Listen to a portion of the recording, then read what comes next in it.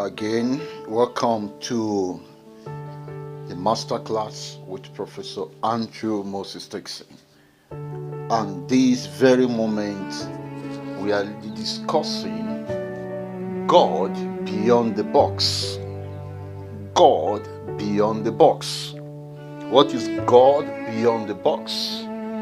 Is an understanding to bring everyone into this certain knowledge whereby we get to understand that God is more than a certain idea, that is to say, limited to a certain religious understanding, a certain religious movement. God is a being that is beyond the human vocabulary.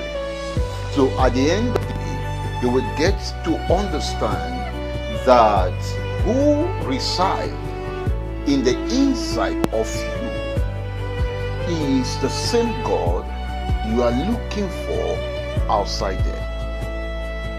You see, there is this aspect of the Christian movement that preaches and make very bold the image of self, and they try to communicate this understanding by saying that the human being is corrupt, the human being is not good, the human being is less than anything to contain God. But they also forgot that this same human being was created by this same God. So why should I believe in a God who has the capacity to create something that will fail? So the perspective of reducing human being below every standard simply because he needed to be qualified to attain righteousness by the works of another man makes it very, very, very, very annoying. So God, in his infinite intelligence, God has gone beyond the four walls of worship centers, be it a Christian church, being a Muslim worship place, being a Buddhist worship place, being a Hindu worship place. All these religions are trying to express what their view is concerning God, and all the religious movement or group have a founder. And so I'll make 3 to 4, 5 points on why God is beyond the box. Number 1, nature. Nature is a manifestation of God. And on that premise, nature exists on its own accord without the assistance of human beings. In fact, we are the one interrupting nature, like invading nature. So nature is one of the examples that shows that God is beyond the box of idea of religious bodies. Number 2 is the space.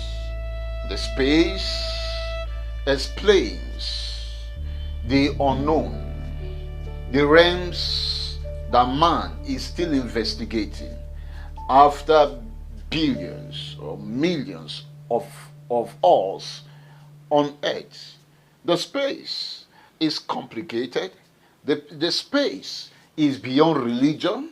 The space can only be accessed by thinkers, men outside the box. Number 3 is the fact of the human existence.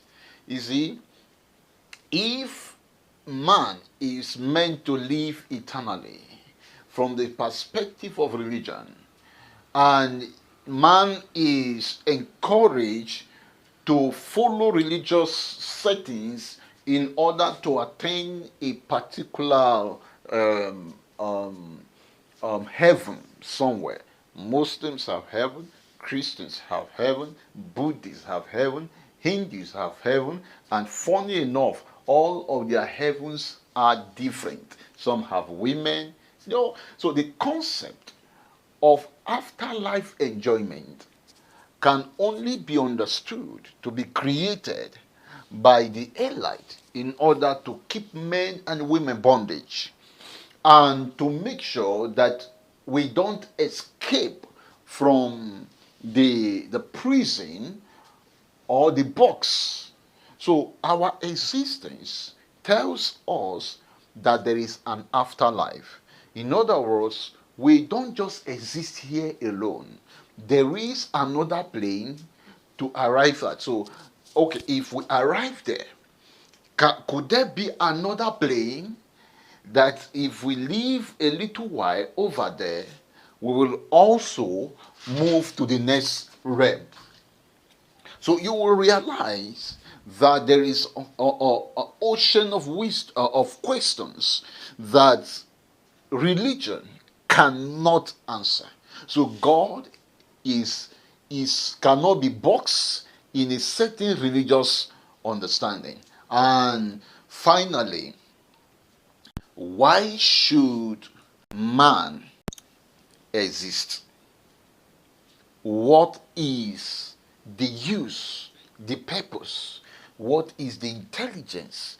What is the total idea of the existence of man? And to what end? These are questions that we are going to be